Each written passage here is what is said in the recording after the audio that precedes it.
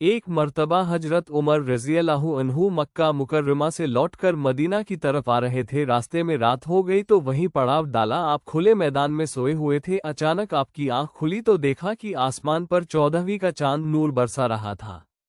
جب حضرت عمر رضی اللہ عنہ نے آسمان کے چاند کو دیکھا تو انہیں بے اختیار مدینے کا چاند یاد آ گیا۔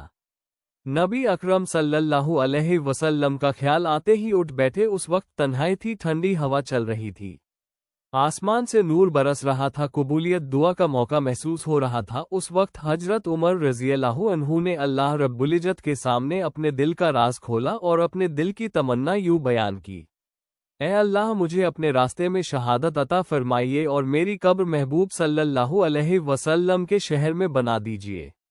اب حضرت عمر رضی اللہ عنہ نے تو اتنا ہی مانگا تھا کہ ان کو شہادت تو کسی جگہ بھی مل سکتی تھی، چاہے پہاڑ کی چوٹی پر ملتی، چاہے کسی میدان میں ملتی، مگر اللہ تعالیٰ قدردان ہے۔ اللہ تعالیٰ نے ان کی تمنا کو پورا کیا، مگر کس انداز میں کیا کہ حضرت عمر رضی اللہ عنہ باوضو ہے، مصلی نبوی پر کھڑے ہیں، قرآن پاک کی تلاوت کر رہے ہیں۔ اس قرب و احسان کی کیفیت میں اللہ رب العزت نے حضرت عمر رضی اللہ عنہ کو شہادت عطا فرما دی۔ وہ زخم اسی وقت لگا تھا۔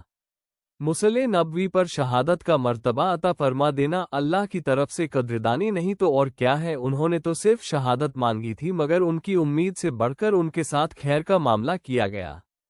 انہوں نے دوسری دعا یہ مانگی تھی: اے اللہ، میری قبر اپنے محبوب صلی اللہ علیہ وسلم کے شہر میں بنا دینا۔ اگر قبر جنت البقیع میں بن جاتی تو تب بھی دعا پوری ہو جاتی، مگر اللہ تعالیٰ قدردان ہے۔ اللہ تعالیٰ نے ان کی قبر کے لیے کہاں جگہ عطا فرمائی۔ اللہ تعالیٰ نے انہیں ریاض الجنت میں اور محبوب صلی اللہ علیہ وسلم کے قدموں میں دفن ہونے کی جگہ عطا فرما دی۔ اللہ رب العزت کی طرف سے ان کی یہ قدردانی تھی۔